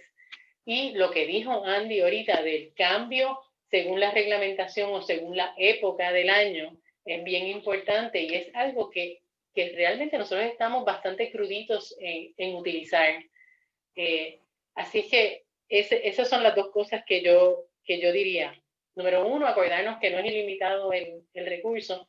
Y número dos, que tenemos que analizar los datos en términos de cómo fluctúa esos números de la población naturalmente versus cuando los pescamos en su época reproductiva. Yo sigo insistiendo en la cuestión de proteger a los parentales, porque es que sin parentales no va a haber larvas y juveniles, no los va a haber. Fíjate, y algo que tenemos tener bien claro y en mente y usarlo como base es que no cometamos el error que se cometió con el mero cherna. Se esperó muy tarde para hacer una reglamentación y ya el mero cherna está en peligro de extinción. Está en un peligro inminente. Si no hacemos algo por el mero, lo vamos a perder. O sea, no podemos esperar a que otras especies lleguen a ese estado para después reaccionar. Hay que hacerlo a tiempo. Exactamente. Una de las cosas en términos de eso, Andy, que es bien importante, es que sí había reglamentación en los planes de manejo de 1985, había un tamaño mínimo para las chernas, había el proteger su época de desove, faltaba bastante en términos de la información, pero lo que no se puede permitir es que la falta de información evite que protejamos el recurso. Exacto. Y hay que actuar. Ok, hay otra pregunta que dice: ¿en qué organismo falta establecer vedas? En 380. Pero es que, o sea, no todos ellos tendrían que tener una veda, pero es que realmente recientemente se está haciendo otro trabajo. El plan de manejo original de 1985 creo que tenía algo como 189, 200 especies de peces que estaban incluidos en esa lista. Se ha ido modificando en la medida en que los pescadores están específicamente yendo detrás de una especie u otra. Hay animales que se reproducen. El problema con los meros es que tardan mucho en llegar a reproducirse. Ese es el problema principal. Aquellos que se reproducen bien rápido, que crecen bien rápido, no deben tener mucho problema, aunque siempre podemos tener un cambio dramático en el ambiente que entonces causa que se colapse la población, como pasa con las sardinas, por ejemplo. Esto del sargazo causó un problema alrededor de la costa, porque al cambiar la calidad del agua, pues salían las sardinas flotando y los peces flotando, o sea, y te mata la población de sardinas en ciertas áreas. Así que no todas las especies tienen que tener una veda, ¿okay? Aquellas más importantes, tanto para la pesca comercial o la pesca recreativa, que presentan problemas en su tamaño, en el número de animales que están, o que presentan una pesca indiscriminada, desde el más chiquitito hasta el más grande en todas las épocas del año, en la época de desove, etcétera, son las especies que si alguien sabe que están teniendo problemas, lo debe traer ya sea a Recursos Naturales o al Consejo de Pesca. Sí, sí, que la mayoría de las pesquerías aquí son de carrucho, langosta, chillo, mero y pargo. Pero eso no quiere decir que alguna más pequeña o alguna que hemos notado menos, porque pues vamos a poner que está descrita bajo un nombre que bueno, nadie realmente sabe porque recoge 4, 5, 6 especies, pueda ser un problema. Los tiburones, por ejemplo, que están bajo Highly Migratory Species, tardan un montón en crecer, tardan un montón en reproducirse, la reproducción toma mucho tiempo y hay poco bebé en ese tiempo, y entonces pues, son poblaciones que se ven mucho más afectadas por la pesca que otras. Amanda, ¿estás por ahí? No sé si está por ahí todavía. Es que no estoy viendo el Facebook. Yo le tengo una pregunta a Andy. Si no tiene más ninguna, yo le tengo una a Andy que necesito que conteste. Sí. Andy, específicamente ¿tú piensas que las vedas que se han establecido hasta ahora han funcionado? Y si no... Yo entiendo que sí, porque la cabrilla se está viendo se ve más cabrilla que antes. Con el carrucho, obviamente, si quitamos el efecto del huracán, del medio se mantiene estable. Obviamente hay cosas que hay que mejorar, pero no es tanto en la veda, sino en la implementación, la vigilancia, que son cosas que tienen que ir de la mano. No vale de nada que tenga un reglamento, una ley, si no hay nadie que lo esfuerce. Pero que sí, una buena veda bien aplicada, claro, que tiene resultados. Y obviamente mantener todo el tiempo la investigación. Los tiempos están cambiando, las temperaturas están cambiando. Puede que tal vez se mueva el pico de una especie de desove en algún momento hacia adelante, hacia atrás. Pues hay que estar pendiente a eso, intentar que esa veda siempre se mantenga cubriendo esos picos. Así que no es fácil, pero tampoco es imposible. Ya que estamos ahí, esa era una pregunta. Que cada cuánto tiempo, luego ¿verdad? De poner la veda, cada cuánto tiempo se deben realizar estudios para ver si está funcionando esa veda o cómo están las poblaciones en las diferentes áreas. Bueno, el problema principalísimo que hay es el conseguir fondos continuos, porque en realidad estas poblaciones se deberían estar monitoreando continuamente. Número uno, por lo que dijo Andy, debería haber un sistema para recoger información de esa temperatura, de ese cambio en esas áreas donde sabemos que se están agregando. Y eso sería un monitoreo que tendría que estar completo, porque es lo único que nos va a decir si está cambiando la fecha en que tenemos esa veda ya establecida. Número dos, o sea, esto, por ejemplo, pues poner una cámara en algún sitio para monitorearlo, es extremadamente, consume mucho tiempo el hacer muestreos de buzos en estas áreas, pero hay que hacerlo y se deberían hacer continuamente. En Islas Vírgenes es uno de los sitios donde han mantenido la mayor cantidad de trabajo, pero sin embargo nos damos cuenta cuando vemos los datos que inevitablemente hay un rompimiento en la continuidad de esos datos. Y entonces se cae al piso todo el esfuerzo que han hecho para monitorearlo. Así que la otra cosa sería convertir más buzos recreativos, más buzos que les gusta ir a estos sitios. O sea, obviamente son buceos mucho más especializados a estas profundidades, pero que estuviesen interesados en ayudar la ciencia ciudadana, es que se llama, para aportar a esto. Y por lo último, pero probablemente lo más importante, desarrollar un programa de investigación utilizando a los mismos pescadores. La cosa es que entonces, hablando de lagunas, viene la laguna de qué se hace con esa pesca. En realidad la pesca no debería ser pesca de llevarse, debe ser una pesca de marcar de medir y de volver a dejar ir a estos animales. Así que el problema principal es al llegar los fondos para que se monitoreen estas ¿Están agregaciones. haciendo esos adiestramientos ahora mismo a los pescadores o no se está trabajando con eso? Yo creo, o sea, se está trabajando con pescadores de cartucho, de pargos de profundidad, con cámaras, con aparatos para muestrear la salinidad y la temperatura. Estoy tratando de pensar si hay algún otro. Se va a trabajar con la NASA y la langosta específicamente,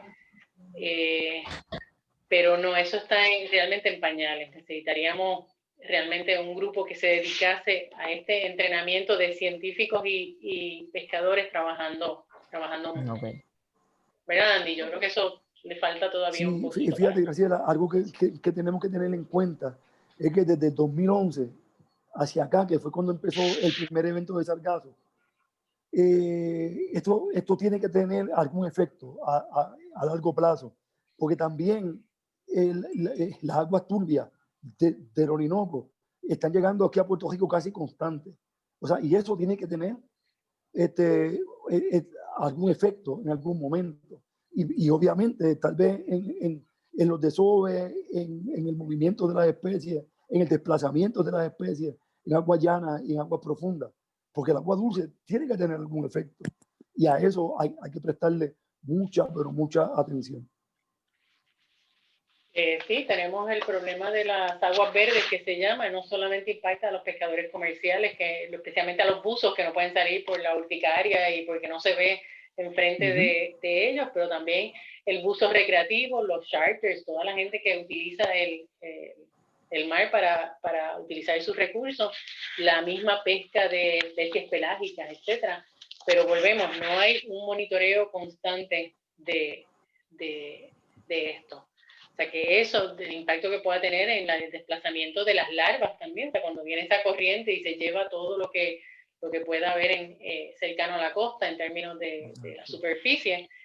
Sí les voy a decir que parece que los pescadores en términos de cartucho, que estaban diciendo que hay un problema con la temperatura en el fondo, hay lo que se llama el agua del mar de los sargazos, la temperatura que tiene son 18 grados centígrados.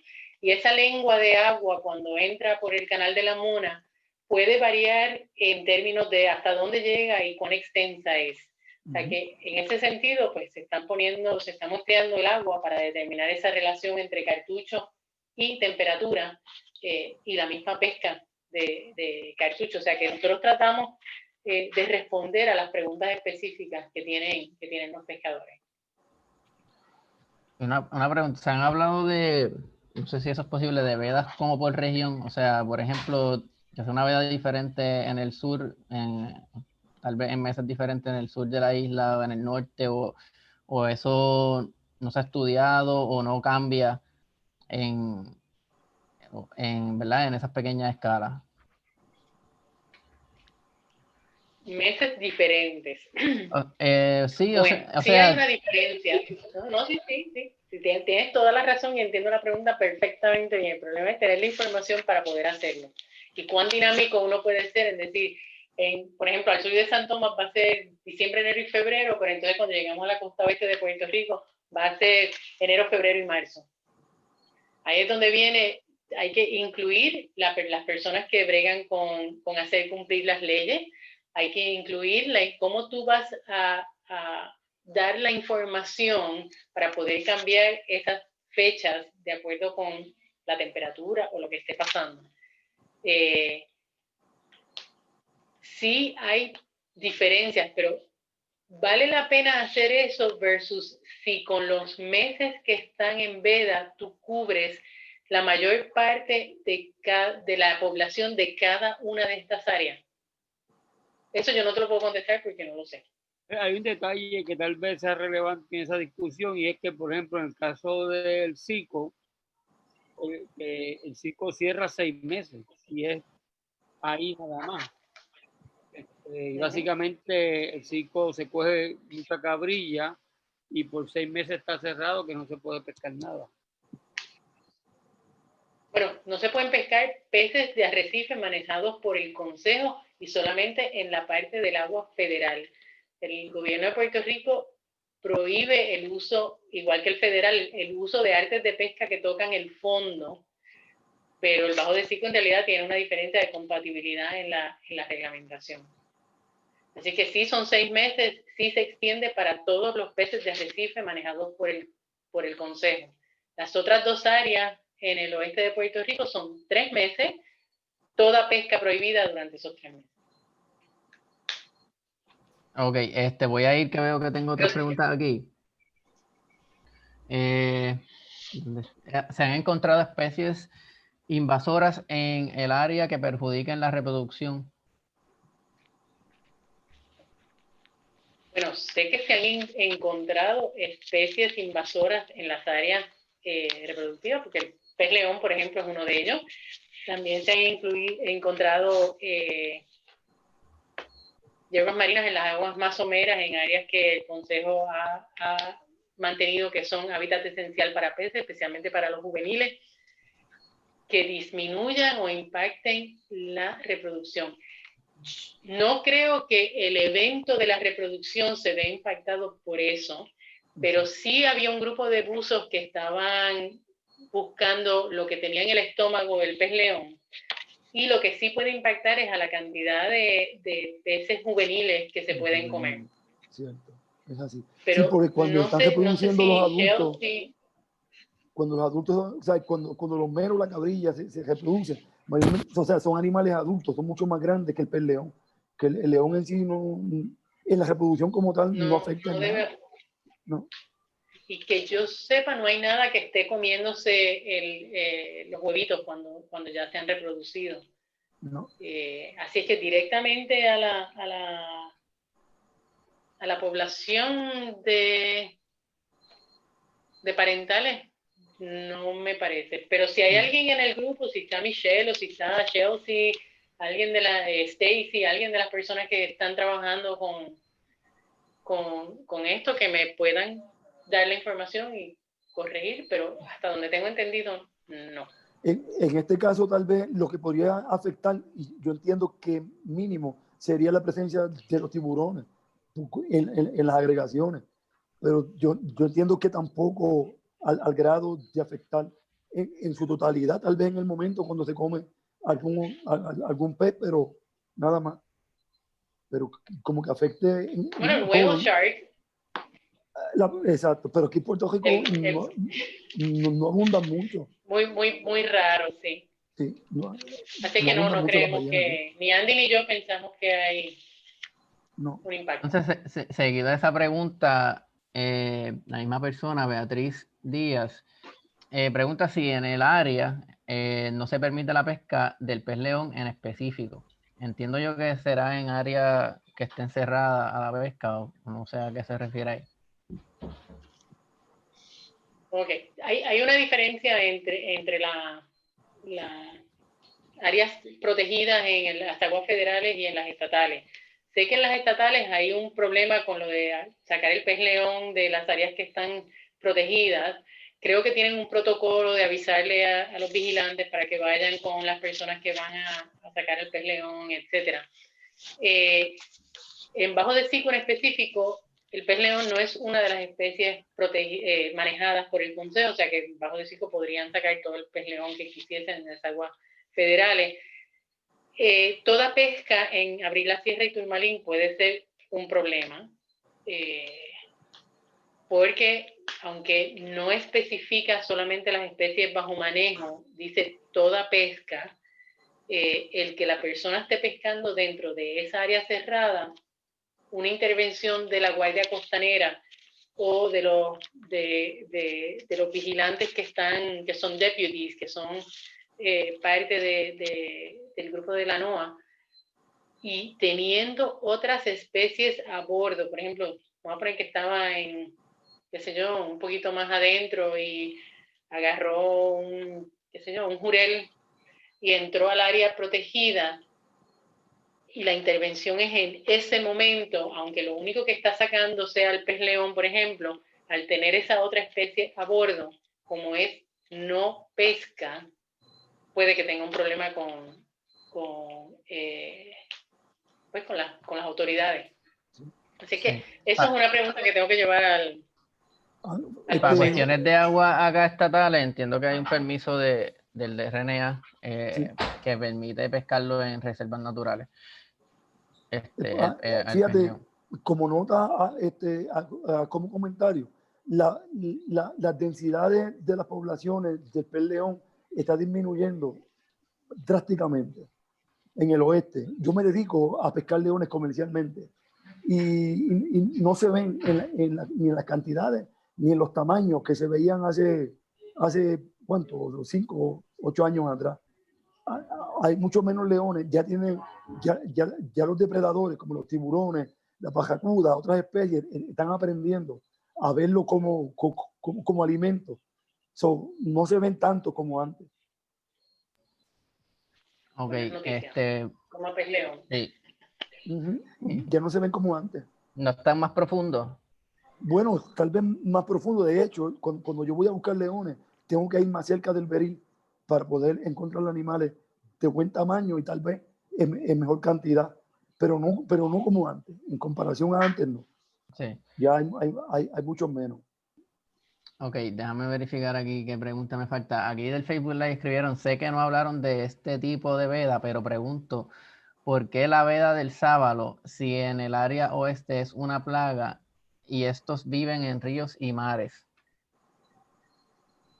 Que por qué el sábado no se puede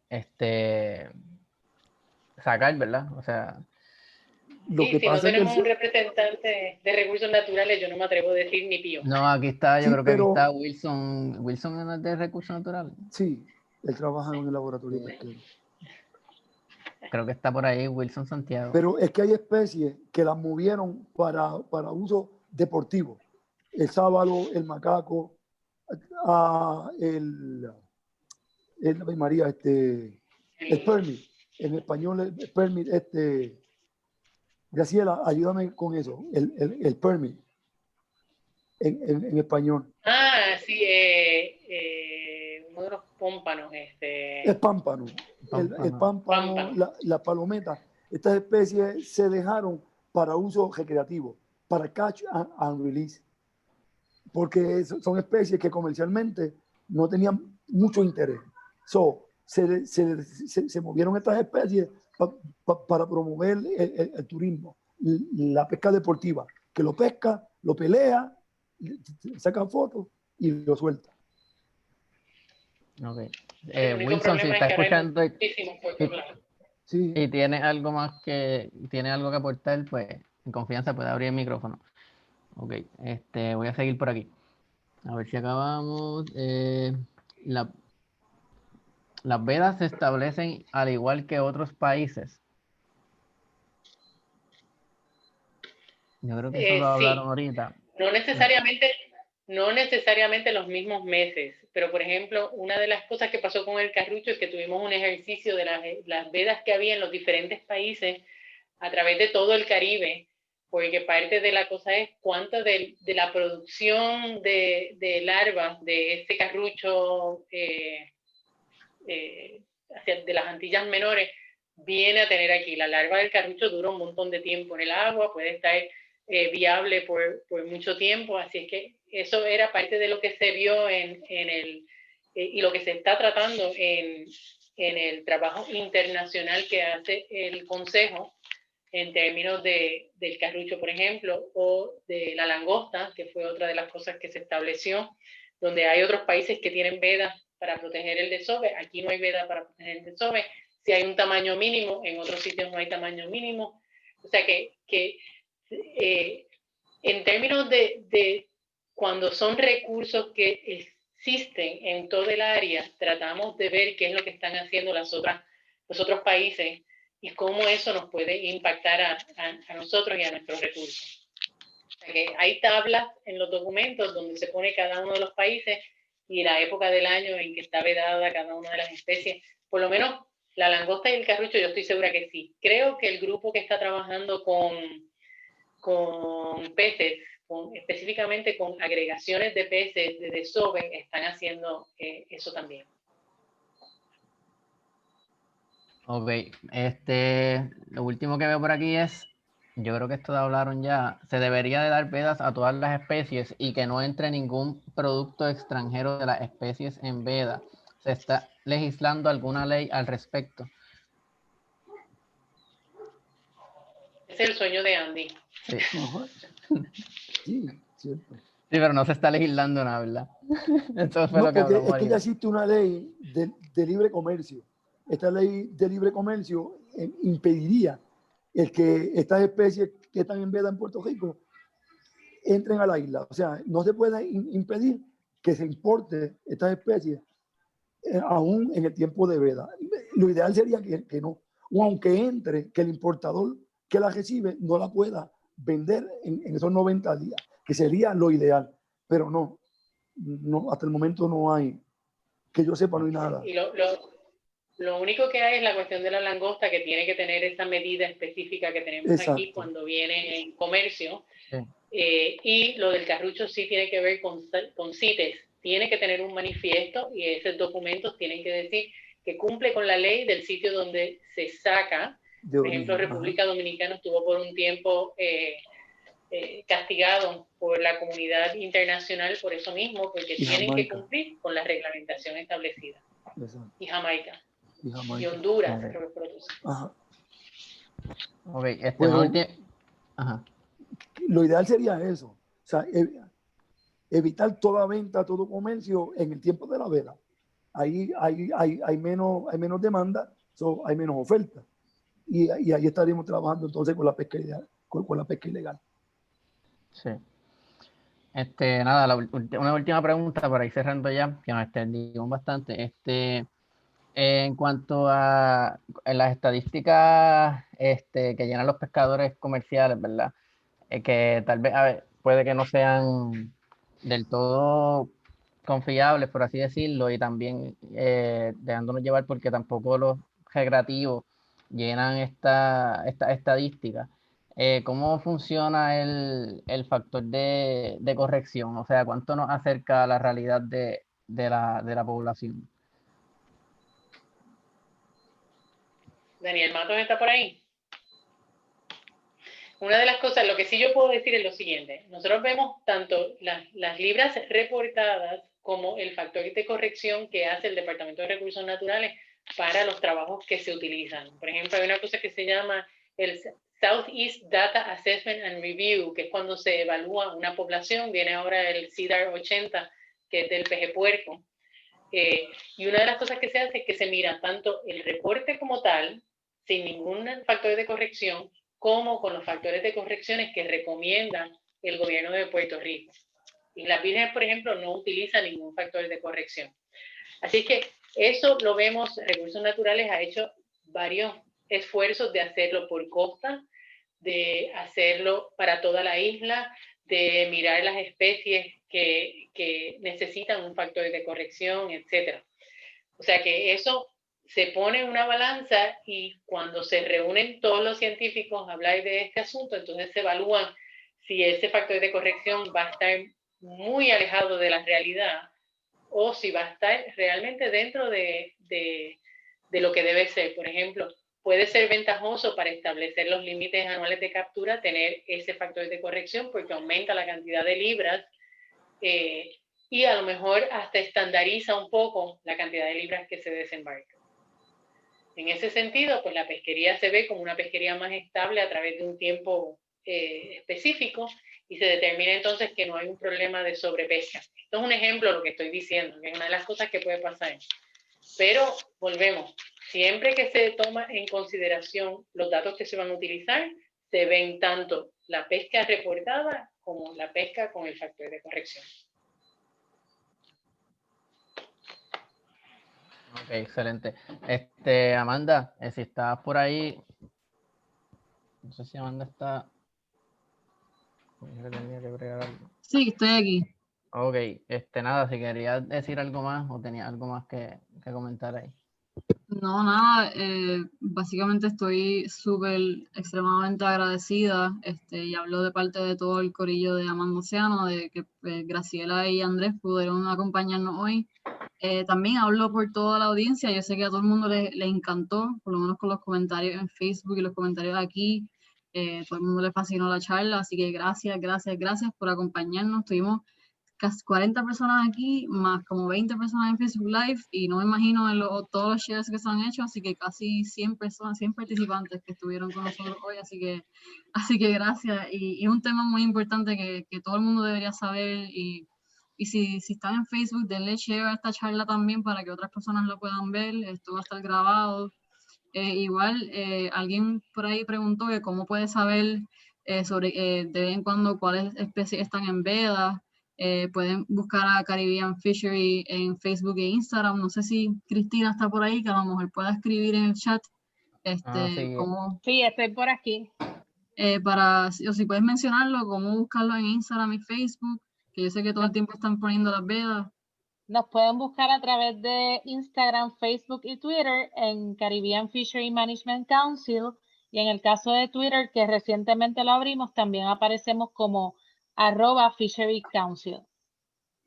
Ok, y imagino que también hay un site, tienen videos en YouTube también. Tenemos el canal de YouTube también bajo el mismo nombre del Consejo de Pesca en inglés, Caribbean Fishery Management Council, y también está el website de nosotros, que es caribbeanfmc.com. Ok, súper, muchas gracias, Cristina. Y les recomiendo los videos, son excelentes, aprenderán un montón. Y nada, Amando Océano también los pueden buscar en Facebook e Instagram, Amando Océano PR. Vamos a seguir haciendo lo posible por traerle charlas así como esta, en colaboración con AECIMA, CESAM. Tenemos eventos presenciales también pronto, obviamente con las debidas precauciones por el COVID.